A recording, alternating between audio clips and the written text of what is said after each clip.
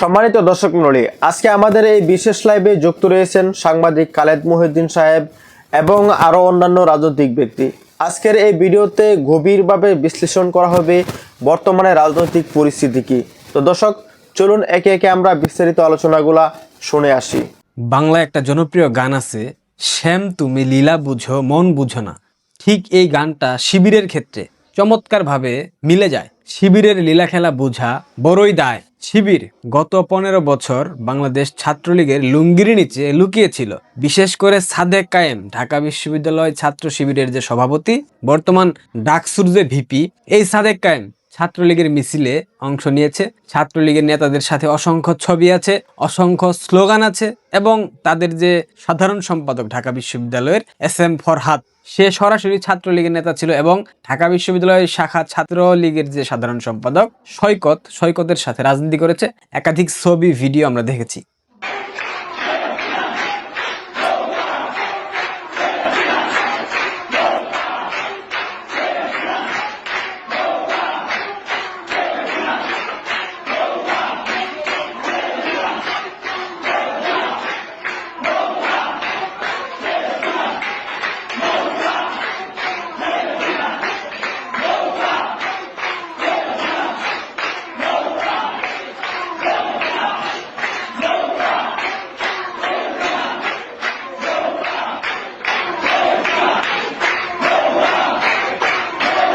শিবির ছাত্রলীগের মধ্যে থেকে লুঙ্গির নিচে লুকিয়ে থেকে তারা এই হেলমেট বাহিনী বানিয়েছিল এবং এই হেলমেট বাহিনী বাংলাদেশ ছাত্রলীগকে দীর্ঘমেয়াদে বিতর্কিত করেছে। এইটা এখন একদম স্বচ্ছ পানির মতো পরিষ্কার যে শিবির কিভাবে ছাত্রলীগকে বিতর্কিত করেছে। শিবিরের লীলা বুঝা বড়ই দায়। ইনকিলাব মঞ্চের যে জঙ্গি হাদি, মৌলবাদী হাদি, উগ্রবাদী হাদি, চরমপন্থী হাদি, হোয়াটএভার, হাদিকে গুলি করেছে শিবিরের নেতারা। ফয়সাল করিম দাউদ খানের উপর চালিয়ে দেওয়া হচ্ছে। ফয়সাল করিম দাউদ খান এখানে সম্পৃক্ত ছিল না। যে ছেলে গুলি করেছে সে পাকিস্তান এম্বাসির সহায়তায় দেশের বাইরে চলে গিয়েছে কাতারে কোথায় অবস্থান করছে, কার বাসায় অবস্থান করছে, এটা নিয়ে নাহিদ রেইনস তার ফেসবুক স্ট্যাটাসে বলে দিয়েছে। আমি আর নতুন করে বলতে চাই না, আপনারা নিশ্চয়ই দেখেছেন অনেকেই। আজকে ছাত্র শিবির একটা নতুন নাটকের জন্ম দিয়েছে। হাদির উপর হামলা কেন হলো, হামলাকারীদেরকে কেন ধরা হলো না, এই নিয়ে স্বরাষ্ট্র উপদেষ্টা এবং আইন উপদেষ্টার পদত্যাগ চেয়েছে। এবং বাংলাদেশের ইতিহাসের সব থেকে নির্লজ্জ, সব থেকে বেহায়া, সব থেকে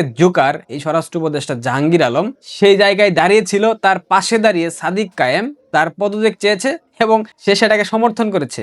নির্লজ্জের মতো হেসেছে।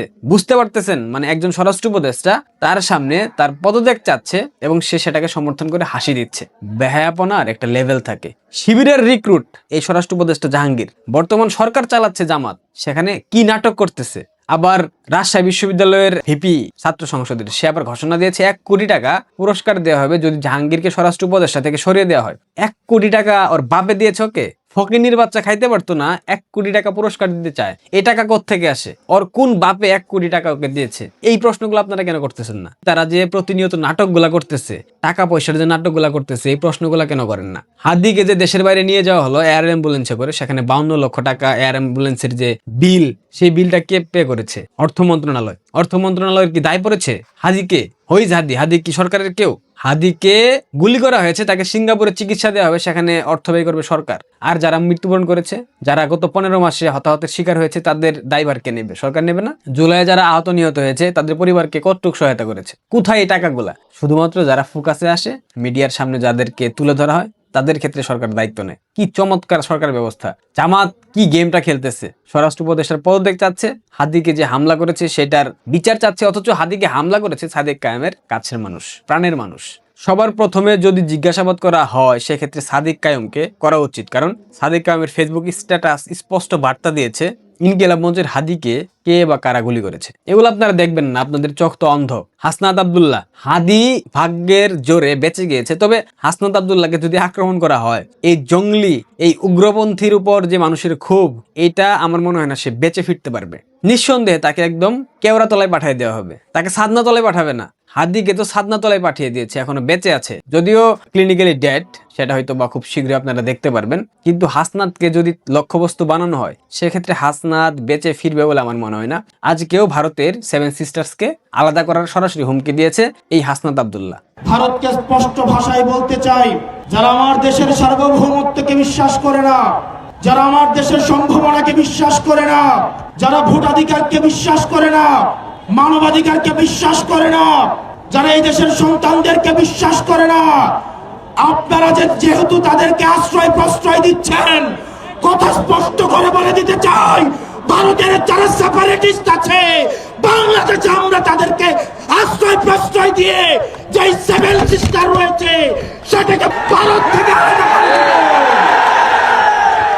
এরা প্রত্যেকটা বিষয়ে ভারতকে দোষারোপ করে, প্রত্যেকটা বিষয়ে ভারতকে দায়ী করে, প্রত্যেকটা বিষয়ে ভারতকে জড়িয়ে বাংলাদেশ আওয়ামী লীগকে জড়িয়ে বক্তব্য দিতে হবে। এছাড়া এদের বক্তব্য পূর্ণাঙ্গ হয় না। একটা দেশের সার্বভৌমত্বে সরাসরি হুমকি। এর আগে অনেকে বলেছে ভারতের সেভেন সিস্টার্স আলাদা করতে হবে, আলাদা করতে ইচ্ছা প্রকাশ করেছে, আলাদা করতে চায়। গতকাল হাসনাত আব্দুল্লাহ সেভেন সিস্টার্সকে সরাসরি আলাদা করে দেবে ইনশাল্লাহ বলে হুমকি দিয়েছে। আগের যারা হুমকি দিয়েছে তারা কিন্তু সরাসরি আলাদা করে দেব বলেনি, তারা বলেছে আলাদা করে দিতে ইচ্ছুক, ইচ্ছা প্রকাশ করেছে। কিন্তু হাসনাত আব্দুল্লাহ সরাসরি থ্রেট দিয়েছে।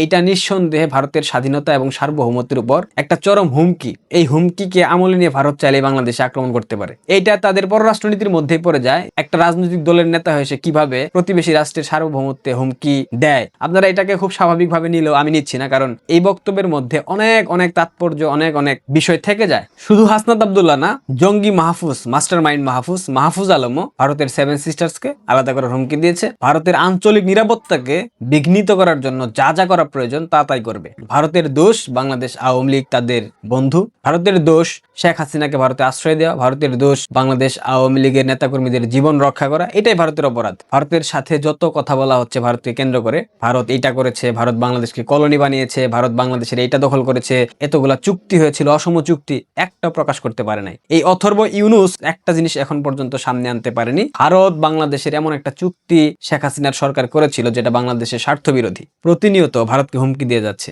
ধৈর্যের একটা সীমারেখা থাকে, এই সীমারেখা লঙ্ঘন করা হলে মানুষ কিন্তু আর ধৈর্য শেষ পর্যন্ত ধরে রাখতে পারে না। হাসনাত, সার্জিস, মাহফুজ আলম তথাপি এই সরকারের সবাই, প্রত্যেকটা ব্যক্তি বারবার ভারতকে হুমকি দিয়ে যাচ্ছে, ভারতের আঞ্চলিক নিরাপত্তা বিঘ্নিত করার চেষ্টা করছে, ভারতের স্থিতিশীলতা নষ্ট করার চেষ্টা করছে। ভারতের সেভেন সিস্টার্স এদের লক্ষ্যবস্তুতে পরিণত হয়েছে। ভারতের সেভেন সিস্টার্সকে আর আলাদা করবেই। তারা গাজওয়াতুল হিন্দ প্রতিষ্ঠা করবে, তারা সেভেন সিস্টার্স আলাদা করে নতুন একটা রাষ্ট্র প্রতিষ্ঠা করবে এবং সেই রাষ্ট্রের নাম হবে কি? পূর্ব পাকিস্তান হতে পারে, অথবা ইউনুস ল্যান্ড, অথবা জামাত ল্যান্ড হতে পারে, যে কোনো একটা। ভারত এই বক্তব্যের প্রতিবাদে কি ভূমিকা নেয়, সরকারের পক্ষ থেকে কি ধরনের স্টেটমেন্ট দেওয়া হয় সেটা আমরা অবশ্যই দেখতে পাবো। তবে হাসনাত আব্দুল্লাহ নেক্সট লক্ষ্যবস্তু, এবং হাসনাত আব্দুল্লাহ যদি আক্রমণের শিকার হয়, সে আমার মনে হয় না সাদনাতলায় আসতে পারবে, সে সরাসরি কেওড়াতলায় চলে যাবে, এটুকু নিশ্চিত থাকেন। ভালো থাকবেন, আর এই মৌলবাদী জিহাদি জঙ্গিদের থেকে দূরে থাকেন।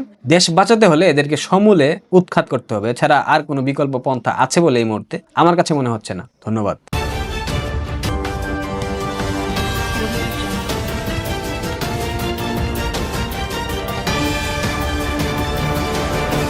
সম্মানিত দর্শক মণ্ডলী, এতক্ষণ সাথে থাকার জন্য অসংখ্য ধন্যবাদ। আজকের এই মূল বিষয় নিয়ে আপনাদের যদি কোনো মতামত থাকে তাহলে অবশ্যই নিচে কমেন্ট বক্সে জানিয়ে দিতে পারেন। দেখা হচ্ছে পরবর্তী ভিডিওতে। ভালো থাকবেন, সুস্থ থাকবেন। আল্লাহ হাফিজ।